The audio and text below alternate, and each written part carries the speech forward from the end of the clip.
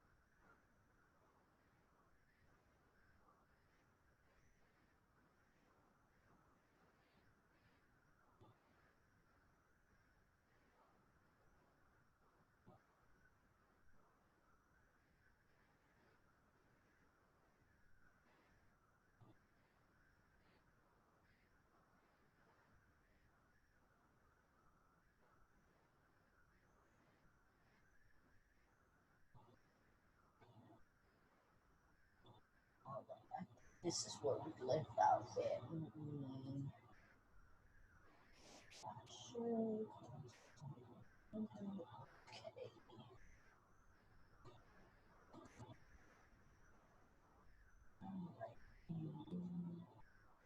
Let me share my screen. All right.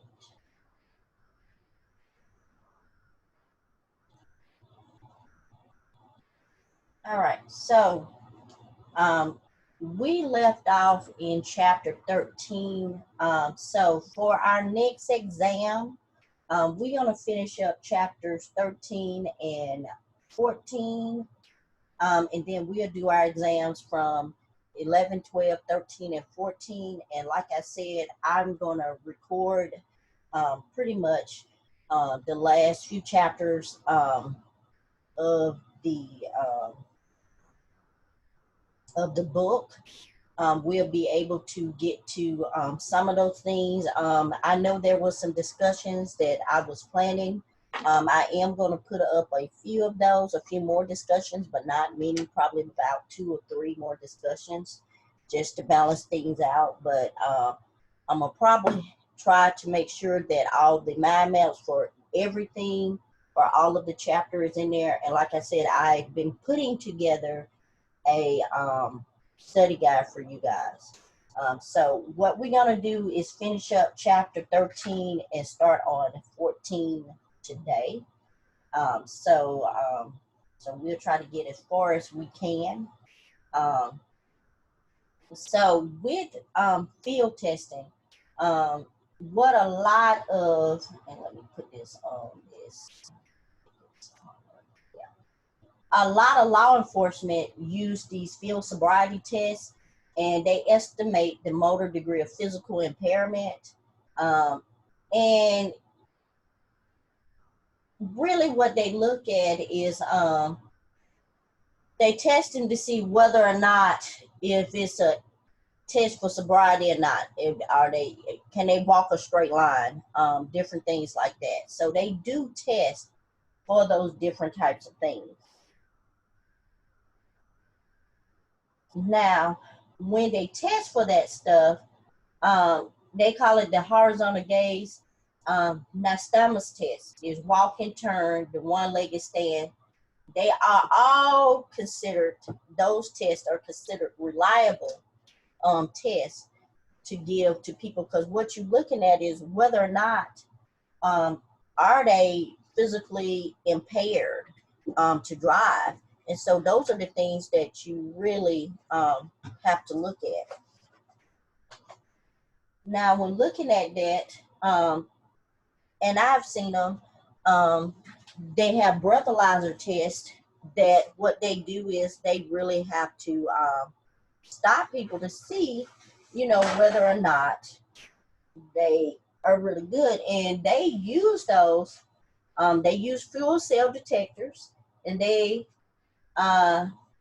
portable, and they may use to determine preliminary, but what they do is once they determine preliminary, sometimes what they have to do is arrest them and take them in and actually do the big breathalyzer test to see whether or not. So even though those are just preliminary, they'll say they use something preliminary. What they do is they actually have to book them and take them in order to see whether or not it's an accurate test and see whether or not is if that backs up. So what they do is they do the portable one in the field, and then what they do is they actually go in, and once they do is test you on the bigger one to see whether or not it's that. Now, um, they use gas chromatographs. That's what they mostly do. They offer the toxicologist's most widely approach for determining alcohol levels and forensics in the lab. So that's what they do. That takes a while. Usually when they do the autopsy, then toxicology takes a while for it to come back. Usually takes about, I think about a month or so when they do it. Now, hospital or clinics use auto analyzers when they measuring blood alcohol content. Um, these instruments measure the conversion of alcohol to acetaldehyde by alcohol dehydrogenase. And I'm talking about this in my biochem class. And the determination is made as a serum alcohol level. So we're talking about all of these because these are different types of enzymes and everything. So this is one of the things we were just talking about in my biochem class. And serum alcohol is normally what happens is they convert it to blood alcohol. They divide it by a factor of 1.16. They very specific. Does 200 milligrams per deciliter is equivalent to 215 milligrams per deciliter of 2.25%, 215%. So that's what they do. They do a conversion like that. Now, they have to draw the blood under medical conditions. Um, So they have to apply disinfectant, so betadine applied to the suspect's skins before they penetrate it with a sterile needle. So that's a lot of phlebotomy that they have to do, and usually a phlebotomist does that. My my niece actually she started off as a phlebotomist, and she does it at the different prisons and stuff, and she goes around and she actually does that to take blood of the different prisoners and stuff. So you have to do that, and she have done that too for several jails as well. So you have to do that. So that's one of the things that she does. Once the blood is removed, its preservation is key, especially for evidence. When it's sealed, they seal it in an airtight container, and they add preservatives and an anticoagulant, and they store it in a refrigerator. So that's normally what they're going to do. Now, if you don't store it properly, what happens is you get a decrease in blood alcohol level. And when you get that decrease, what can happen is you can basically, it can ruin the test, because what it is, if you don't preserve it right, the alcohol in there would do that. Now, all 50 states have these laws established. Um, and normally it's 0.08%. If you got that in your blood, that is deemed being intoxicated. If a driver is 4 likely times to be involved in an accident, and then if it's at 0.15, the chances rises to 25 times. So what it is, even if you say, hey, I may have drunk one drink, and it all depends on people's body chemistry too, because there are some people that can drink. I have friends that can't drink carbonated beverages because it mixes with their blood and it makes them seem like they're intoxicated. They can't drink stuff like Dr. Pepper. That's the weirdest thing in the world. But yeah, I have some there. It just depends on some people that they can do that. But the thing of it is, even if you got what they call a little bit of a buzz, you can still be intoxicated. Technically, you're still intoxicated. And that's what they said. Buzz driving can really kill you. And so that's what it is. And a lot of people really don't believe that. And so with that, it's normally 0.08. I've heard some states have 0.06. There's a few states that have that. Mostly all of the state is around 0.08. But a lot of states have, it's a few states that have 0.06. They have a implied consent law. The law states that the operation of a motor vehicle on a public highway, you must consent for taking the test, or you are going to be you're going to lose your license. So now, if you don't take the test, if you've been asked to take the test, if you don't take it,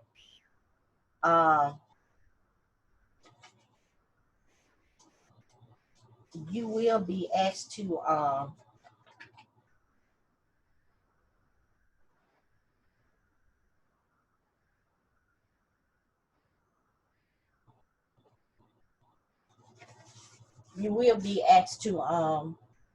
lose your license. So they don't play with that. A lot of states, they don't. Either you take the test or you lose your license. So what happened in the law? Schumer versus California. Taking blood samples was not protected by the Fifth Amendment. 2013, the Supreme Court says that a person should obtain a search warrant prior to drawing of a person's blood for alcohol testing. So now that's what they have to do. You can come home, you can go and you can do the test in there. They'll arrest you. You can do the test where you look at this breathalyzer that is inside the station. But in order to get the actual blood, they have to obtain a warrant.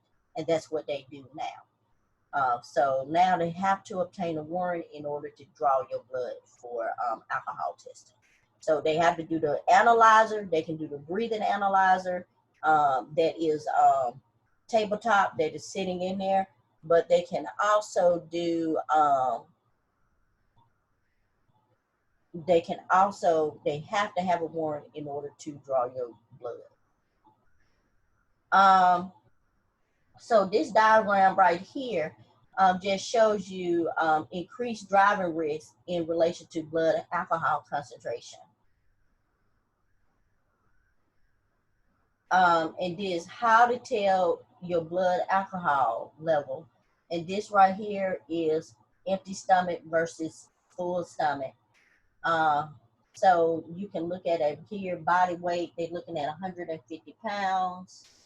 And like I said, it depends on your body chemistry, but it does also depend on your weight. So if you're 150 pounds and you drink some 80 proof liquor, they saying, okay, maximum blood alcohol concentration is 0.1. But somehow if you drink it, it can be, so it's a range where it can be in. It can be as high as 0.15. And they just looking at that, and they just looking at 0.5 and stuff. But it just depends on people's body chemistry and all of that. And like I said, a lot of people, empty stomach, it looks wider, and the maximum blood alcohol concentration by weight. And some people drink more than that, because if you drink more than that, that's where you get alcohol poisoning. Drinking a lot of alcohol. And a lot of people don't think about that, especially college students. And no offense or anything like that. A lot of times you can have college students that go to parties and they die of alcohol poisoning because they just drunk so much alcohol. So that can happen. Now, the role of a toxicologist, when you have a forensic toxicologist, what happens is you can they look at different things. They look at different type of drugs. They look at different type of poisons. They look at body fluids, organs. And so that's what they do. They look at the organs. So when they do the autopsy, that's what takes so long with toxicology, is that they do the preliminary autopsy or whatever, but they also have to do the toxicology, that they have to take out the organs. So they do a full dissection of the body, but they take out the organs and they look at your body fluids. They drain those fluids, but they have to look at what is in those fluids and what is in those organs. And so to see if anything is present.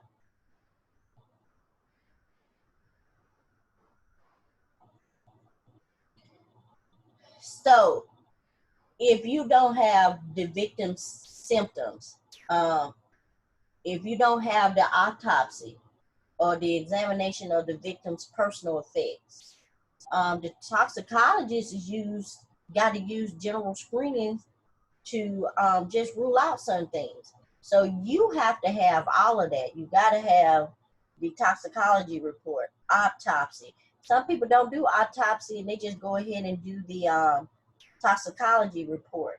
But you have to have all of that. Sometimes the forensic toxicologists have to do all of that, because sometimes that's all you're given. Sometimes they just want a toxicology report. So a lot of times that happens.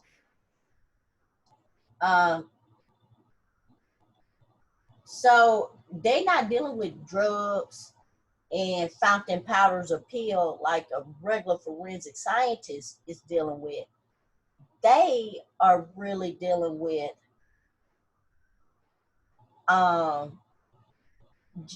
things that's been distributed out through the body that's on a molecular level. So they have to really look at and carefully look at that. So you're dealing with stuff that is in very small or even trace amounts. So that's what they have to deal with. So that's why it takes so much longer, because the tests have to run longer, because you're dealing with such a small amount. And this is what I tell students. The body is an active chemistry laboratory. It really, truly is. As a few substances enter and completely leave the body in the same chemical state. Many drugs are chemically changed and metabolizes into different chemical substances. So that's what it is. You think about the human body, it is.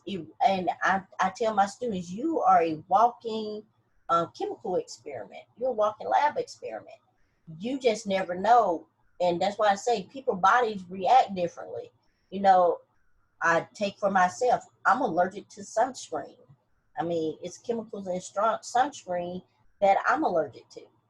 And so I literally get a chemical burn if I put on certain types of sunscreen. So I have to be really careful for that. So although I love the beach and going walking on the beach, I can't stay on the beach that long because I don't want to get sunburned.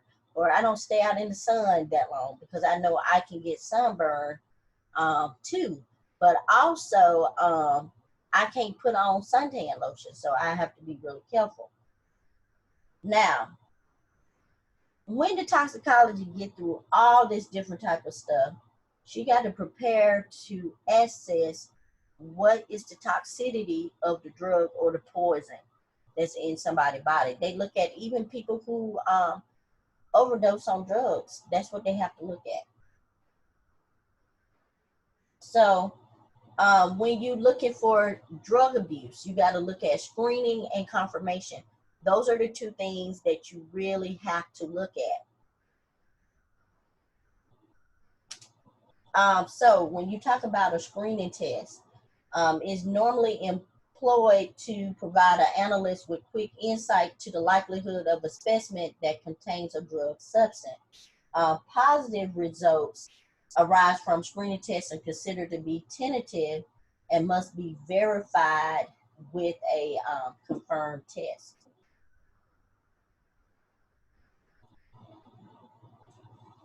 So that's what you have to really look at.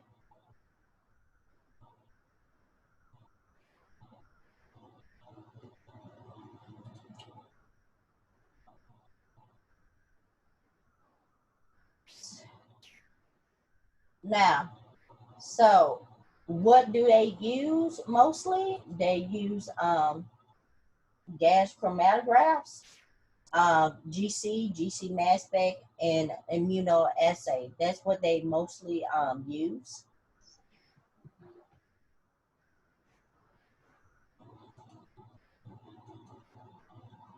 Hold on just a second. I'm trying to change something real quick. Now, with that,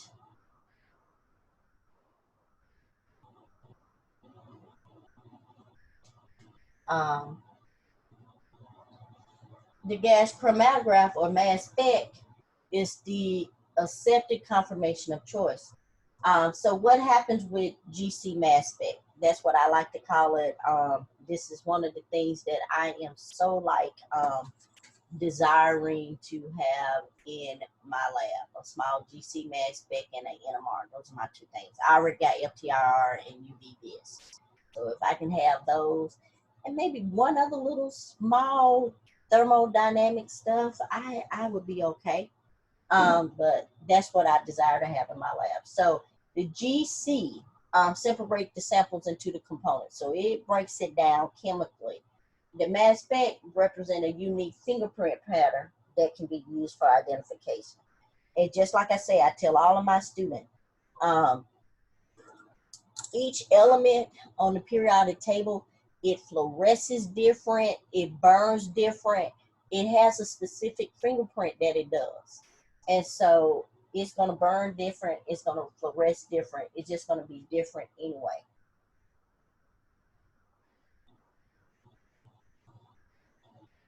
So typically, if you are a living person, the blood is tested for drug content.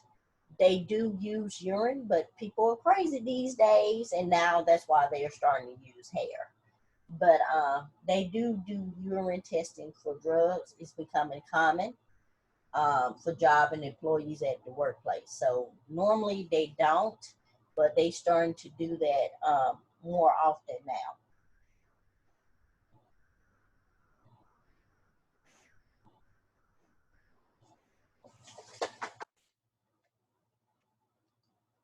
Now this is the gas chromatograph and the mass spectrometer.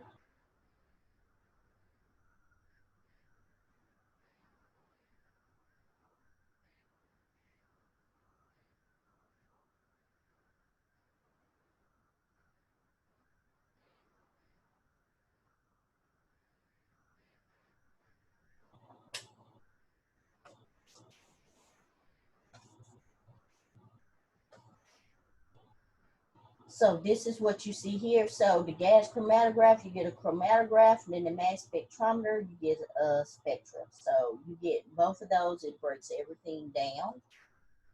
Now, what happens once we do all of this? Why do we care? Okay. So when the drug is extracted and identified, the toxicologist may be required to provide an opinion of the drug's effect on an individual natural performance or their physical state. For many drugs, blood concentration levels are readily determined and can be used to estimate um, the pharmacological effects of the drug on the individual. What happens? How does this affect this particular person? That's what they're going to look at. Now, when you talk about concentration of it in urine, um, it's a poor indicator because you really don't know. Because like I said, by the time it gets to the urine, it could have been metabolized different ways in the body.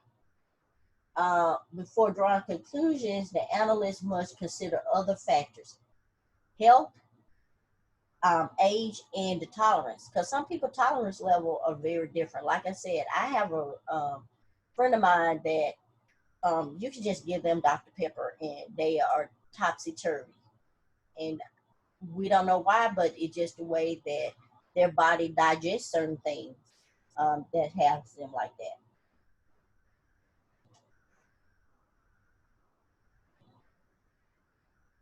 So when they look at that, they look at, hey, let's see if somebody has observed something with them, and if they have observed something, what has happened? How was their behavior? So if they're living, you can observe their behavior. Police make notes of that. So they look at that. They look at the motor skills, because all of it got to be put together in a package. You just can't do one over the other. It all has to be put together.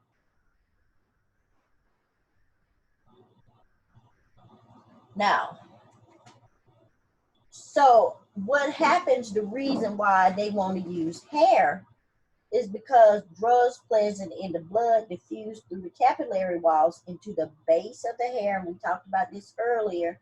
And it gets entrapped in the hair's protein structure. As the hair continues to grow, the hair shaft becomes a historical marker for telling you the drug intake. That's why I tell people, especially in the case of my kids, biological parents, the state, when it comes to foster care here in the state of Alabama, they go back anywhere from 90 days, I think, to 180 days on their test when it comes to the parents, but they do it randomly. And so hair samples can go back up to 7 years.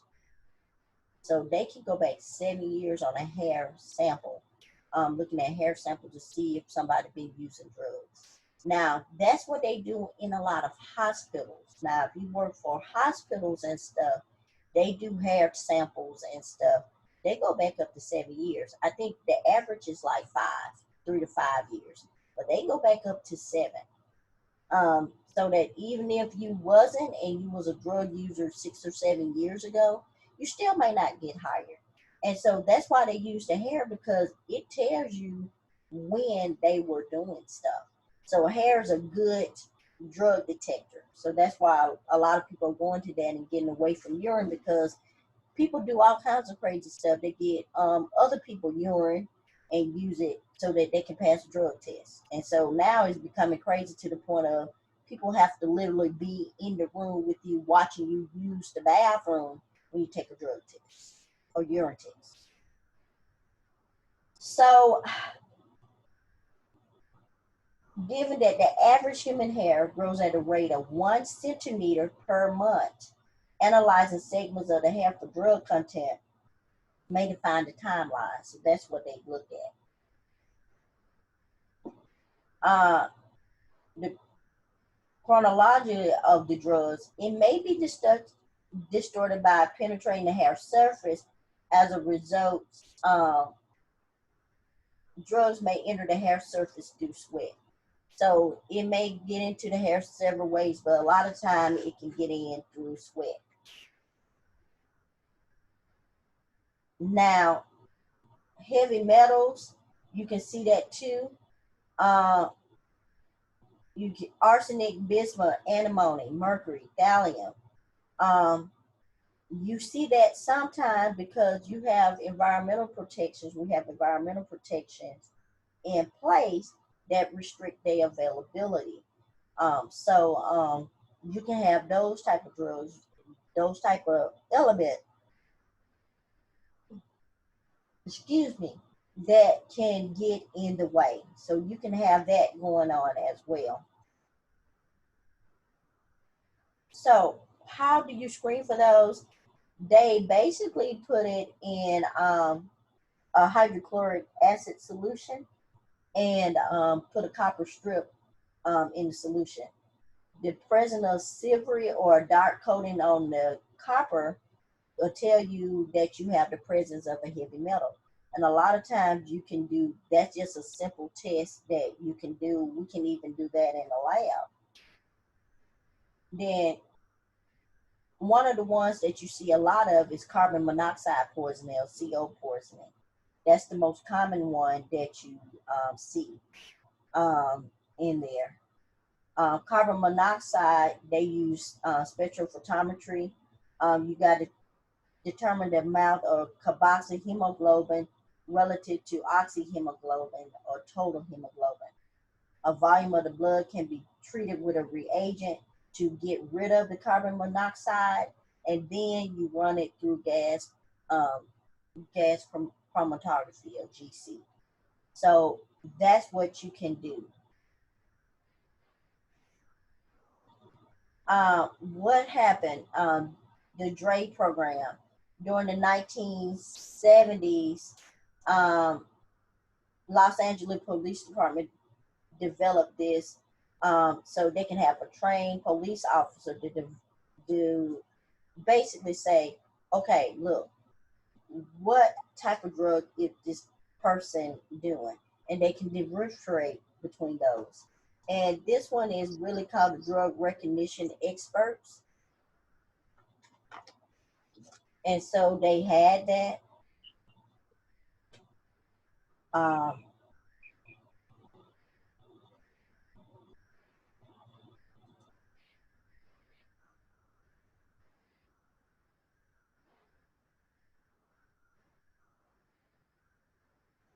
so this is really what happened. So they had this. Now, what happened when they developed this, LAPD developed this in the 1970s, it became a whole nationwide thing. And that's why a lot of times people go out there to LA to really train with the Los Angeles Police Department. That's what they do. Now, it's a 3 to 5 month training program. You got to look at blood pressure, pulse, pupil size, to really look at what type of drugs have they taken. So you have to look at that. So with this, each subject has to be tested in a routine fashion. Each DRE must complete a standard drug influence evaluation form.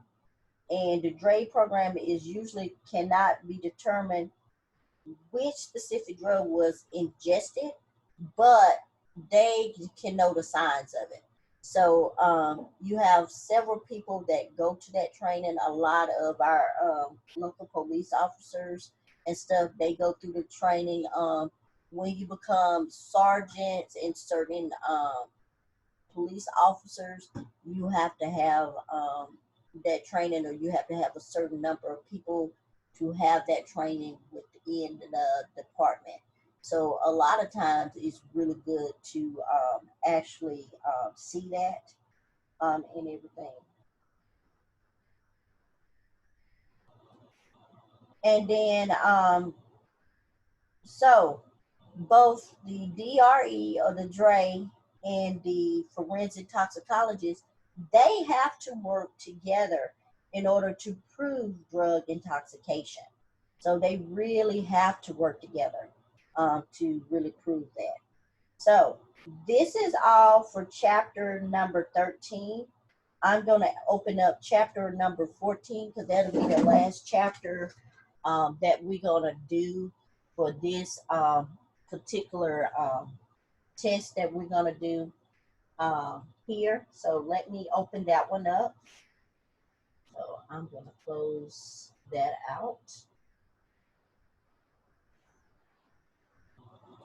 Let me open up. Okay. Let me open up chapter 14.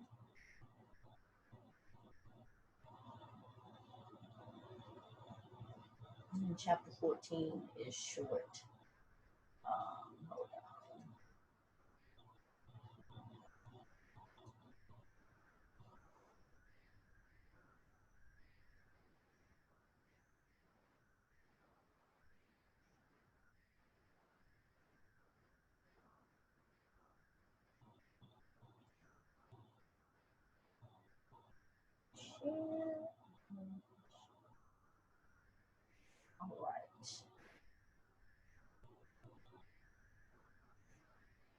Now, the last thing in the last chapter we're going to look at right here, let me just check, today's the 13th. We may have a test on, let's see, I'm trying to see when we're going to do our next test. We may do one on, let's see if we get through with this chapter today, and that's me pushing it.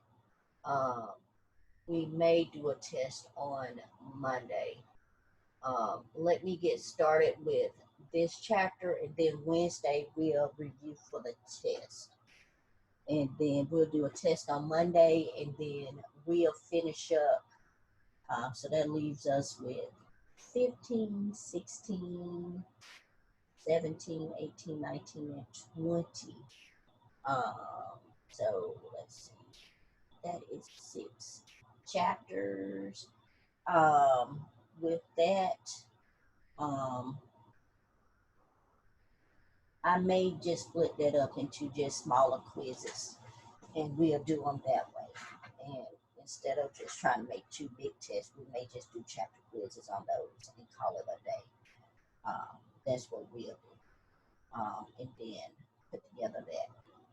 So I know some of these other chapters are really short, so I'm gonna probably pre-record those, and then we'll go over the longer chapters for the next couple of weeks.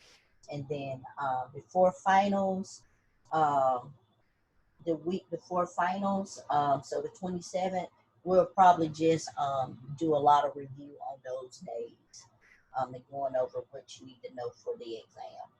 But let's get started on chapter 14. I want to cover a few things before we leave for today. So now we got to chapter 14. We're looking at other things. We looked at hair, fiber, bullets. Now we're looking at metals, paints, and soils. And one thing, let me make sure that you guys know, because I know some of you guys are in here, but for your classmates that may want to reach out to you, I am uploading the videos to my YouTube channel. So if they don't get a chance to see the videos or everything, it is uploaded to my YouTube channel. And I can't load the videos because the videos are really long on there, but I'm gonna put the link to my YouTube channel, and so that people can look at it. Every class have their own playlist, and so you can look at it on that playlist, and I make sure I'll share that on Canvas so that people will know where to go to my channel and find those videos. So I'm gonna make sure I do that, but tell them that if they want to see the videos, and I'll make sure I make a note of it, that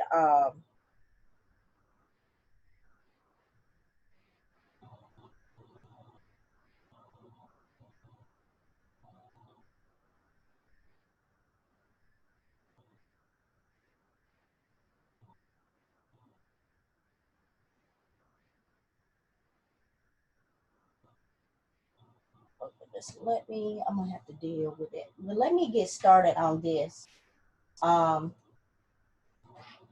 One of the things we're looking at is trace elements. Many of those are even most natural materials contain small quantities of elements known as trace elements present in concentrations of less than 1%.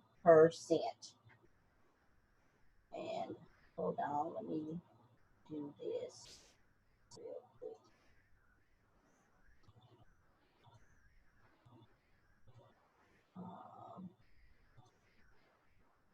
So for criminals, these trace evidence is we got to look for criminalists, forensic scientists. These trace elements are useful. So when they are useful, that's what happens. Hold on just a second, you guys. I got an email that came in, and I need to do something real quick.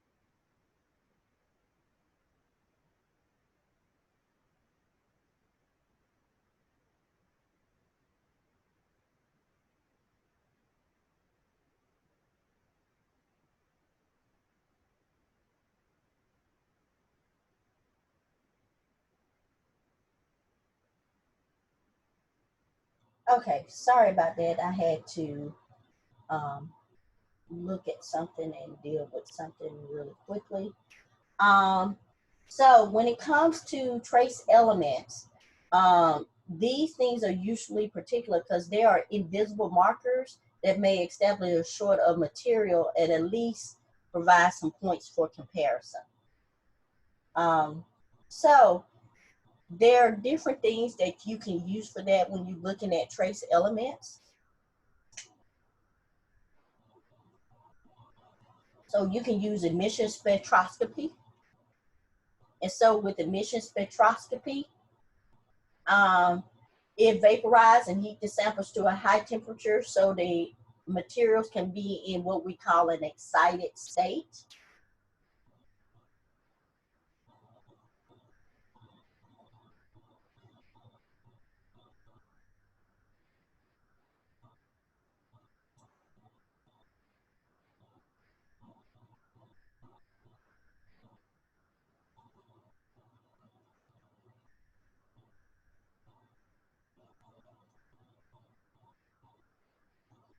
Now with that, emission spectroscopy, like I said in the last chapter, the atoms will emit light if the light is separated into its component. One observes a line spectrum. Each element present in the spectrum can be identified by its characteristic line frequencies.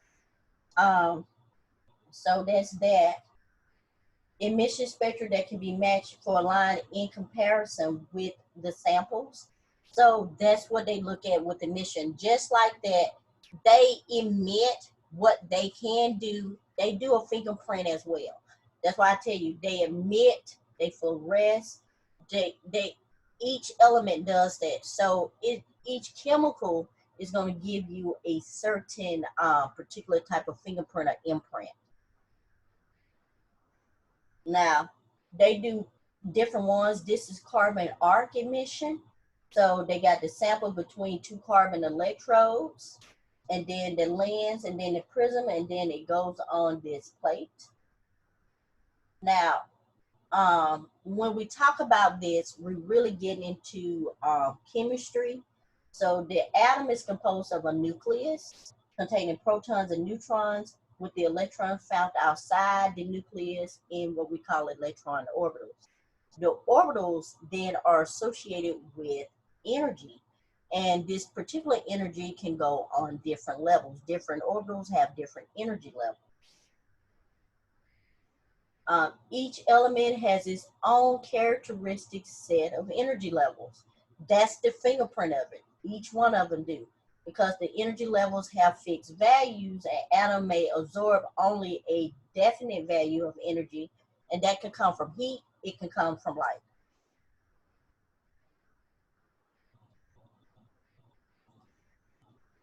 The absorbed energy pushes the electron into higher energy level orbitals, and the atom is now considered in an excited state.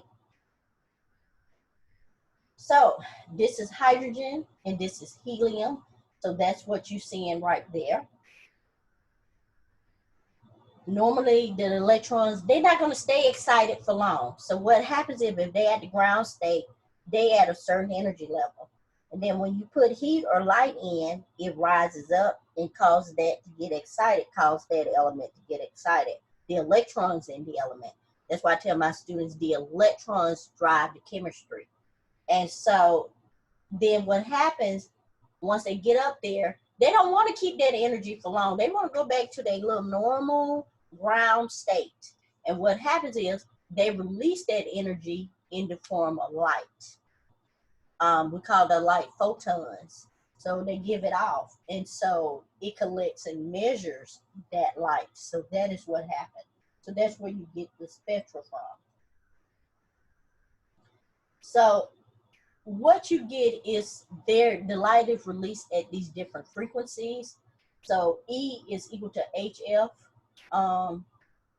where E is the energy difference, H is Planck constant, and they use it F as frequency. Normally we'll use lambda when we in chemistry for frequency, but they use an F here for you guys. Because each element has its own characteristic set of energy level, it will emit its own set of frequencies. So you have here the absorption of light by atom, causing the electron to jump to a higher energy level. And so what happens is when it goes back down, it's gonna fall back down to that lower energy level. But when it's falling back down, it has to get rid of that energy. So it gives it off in the form of light. And then there's other one, they got ICP, inductive coupled plasma emission spectroscopy or spectrometry. It is in a form of an aerosol. So basically it's introduced into a hot plasma and it creates these charged particles and it emit these different types of wavelengths. And those wavelengths correspond to the identity of the elements that are present.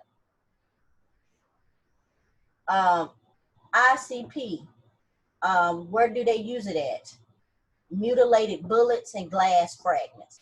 That's where they use that at. Okay, and this is the creation of the charged particles and the plasma. So you see the generator and you see the sample is sprayed like an aerosol spray. So like a can of spray, that's what they do. You put the sample in there and it disperses as an aerosol, and that's when it goes through the arc. And then a lot of times we do nuclear chemistry as well. What I'm going to do, I'm going to stop right here. We're going to pick this up on Wednesday. We're going to probably do our test, our exam on next Monday. So let me stop it here so everything can convert and I can load the PowerPoints on the my YouTube channel. And I will talk to you guys and see you guys on Wednesday. So I'm going to finish this up on Wednesday and talk to you guys about the plan moving forward for the next couple of weeks and to get you guys ready for your final exam. If you got any questions, send me an email. Thanks. Bye.